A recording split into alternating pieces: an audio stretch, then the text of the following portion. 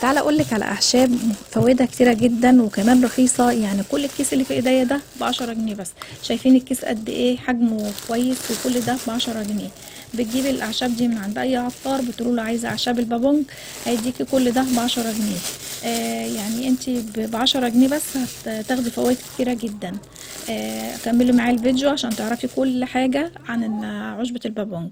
الاول اهلا بيكم في فيديو جديد. انا ساره. لو انت اول مره تشوفيني اعملي لايك للفيديو واشتراك في القناه عشان يوصلك كل جديد.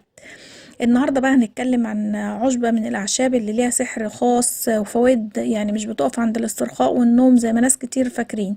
البابونج طبعا هديه من الطبيعه لجسمنا ونفسيتنا. لو انت مهتمه بقى بصحتك وبشرتك وبجمالك الطبيعي وكمان براحتك النفسيه، كملي معايا الفيديو للاخر عشان هقولك على وصفات هتغير روتينك اليومي. طبعا البابونج هو نبات عشبي زهرته لونها ابيض، في ريحة يعني خفيفة جدا بتميزها، ومعروفة كمان يعني ايه من الاف السنين كان الفراعنة بيستخدموه في العلاج وفي التجميل كمان. تعالوا بقى نعرف مع بعض فوائده الصحية. لو انت بقى عندك حاسة بأرق أو توتر أو أي حاجة قبل النوم، كوباية شاي من البابونج دافية هتساعدك على تهدئة أعصابك وتنامي بعمق، لأن في مادة في البابونج بتساعد على الاسترخاء. كمان بالنسبة للبابونج بقى والمعدة، ده عن تجربة شخصية يا جماعة. تعالوا نعرف مع بعض كمان فوائد البابونج للمعدة والجهاز الهضمي. طبعا البابونج بيريح المعدة جدا عن تجربة شخصية. انا جربته الصراحة وجاب معايا نتيجة كويسة جدا.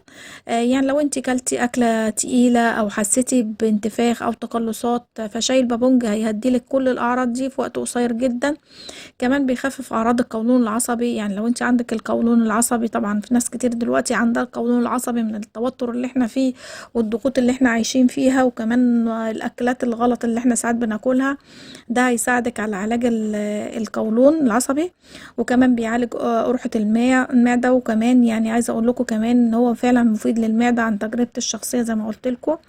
تعالوا نشوفوا بقى كمان فوائده للمناعة. يعني كمان الأعشاب دي ليها فوائد كويسة جدا للمناعة. طبعا البابونج غني بمضادات الأكسدة، وده طبعا المضادات الأكسدة دي بتقوي المناعة بتاعة الجسم. يعني بتقوي مناعة جسمك، يعني ضد نزلات البرد والعدوى. بتحميكي من البرد لو انت استمرتي عليها، بتقلل عندك إصابة البرد والعدوى. كمان بتقلل القلق والتوتر مع الاستمرار. لو انت مشيتي عليها لفترة، هتلاقي نفسك ان انت بقيتي تنامي بأعصاب مستريحة، وبتخليكي كمان أكثر تركيزا، بتهديكي. كمان في أثبتت دراسات إن استخدام المنتظم اللي بيقلل أعراض القلق بشكل ملحوظ. كمان فوائد شاي البابونج ليه تأثير مهدئ جدا يعني للأعصاب والالتهابات، وبيحل كمان المشاكل اللي هي البشرة. يعني لو انت مثلا عندك احمرار في بشرتك، عندك حبوب، عندك حساسية، ممكن تعمليه زي تونر. بتستخدمي الشاي البابونج كغسول لوجهك. يعني انت بتغلي المية وبتضيفيها على الأعشاب بتاعة البابونج، وبعد كده بتبدأ تصفيها وتحطيها في بخاخة، وتبدأي تعمليه كتونر. تعمليه الصبح وبالليل. بيقلل طبعا الحمرار اللي في الوش، وكمان بيقلل الحبوب. ولو انت عندك حساسية في بشرتك كمان بيبدأ يعالجها. كمان لو انت عندك هالات سودة تحت عينيكي، ممكن تعملي بيه كمادات البابونج على عينيكي. طبعا زي ما قلت لكم بتعملي الشاي البابونج وبتبداي تصفيه، وبتجيبي قطنه وتبداي تحطيها في شاي البابونج، وبعد كده تحطيها على عينيكي، بتسيبيها لمدة 10 دقايق. قرري الوصفة ديت كام يوم كده، وانت هتلاحظي الفرق، هتلاقي مبقاش فيه هالات سودة تحت عينيكي. كمان تعالوا نشوف مع بعض بقى فوائد البابونج للشعر. يعني كمان بيغذي الشعر، وكمان بيقلل الحكة. لو انت عندك حكة في فروة راسك او عندك قشرة، كل ده زهرة البابونج ديت بتقضي عليها. بتعملي طبعا زي ما قلت لكم، بتعملي شاي البابونج طبعا من غير سكر. وبتبدأي تصفيه وبتبدأي تحطيه على فروة الراس وتدلكيها. ويا سلام بقى لو انت شعرك كمان لونه فاتح، يعني اللون الاصفر ولا حاجه، لو انت حطيتيه عليه بيديكي لمعه كده، وبيدي لمسه ذهبيه كده جميله جدا مع الوقت، مع كتر الاستخدام هتلاقي شعرك فيه لمعه. تعالي بقى نشوف بقى الوصفات البابونج. شاي البابونج طبعا زي ما انتم شايفين انا ده هشربه، فبغلي الميه بس هحليه دوت بالعسل لان انا هشربه. طبعا انتي زي ما انتي عايزه تحليه بسكر تحليه، عايز تحليه بعسل ابيض زي ما انتي عايزه. انا هحليه بالعسل النحل. طبعا زي ما انتم شايفين انا حطيت في الكوبايه كام زهره كده من اعشاب البابونج، وهبدا الميه تغلي وهبدا اضيفها عليها.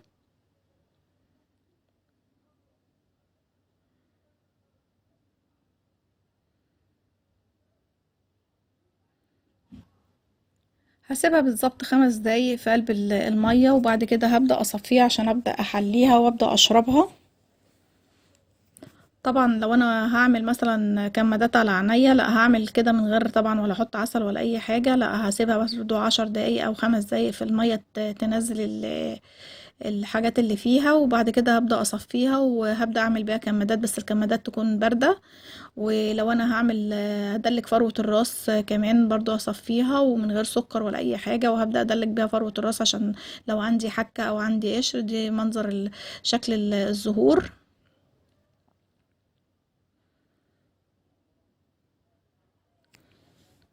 شايفين لون المية لونها اتغير ازاي، ادت للون الذهبي.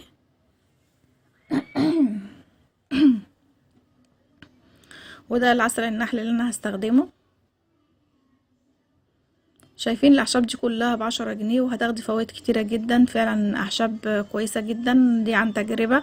انا لما بجرب حاجة وبلاقيها كويسة ببدأ اقول لكم عليها.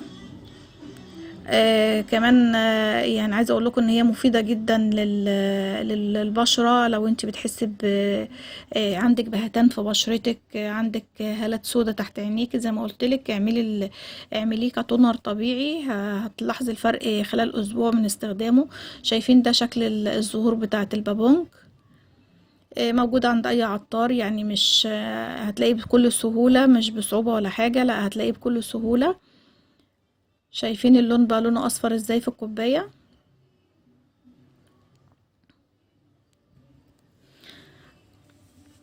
ده انا كده صفيته وهبدأ بقى احليه بالعسل النحل عشان هبدأ اشربه، وزي ما قلت لكم ده انا هشربه لانه فعلا مريح جدا للمعدة. عايزه اقول لكم ان البابونج مش مجرد عشبة عادية، لا ده كنز فعلا طبيعي ممكن يغير لك حياتك ويخليه وتدخليه في روتينك اليومي. جربي الوصفة او وصفتين وقولي لي ايه الفرق اللي لاحظتيه. ولو عجبك بقى الفيديو ياريت تعملي لايك واشتراك في القناة عشان يوصلك كل جديد. ومتشكرة جدا لوقتكم للمشاهدة والسلام عليكم ورحمة الله.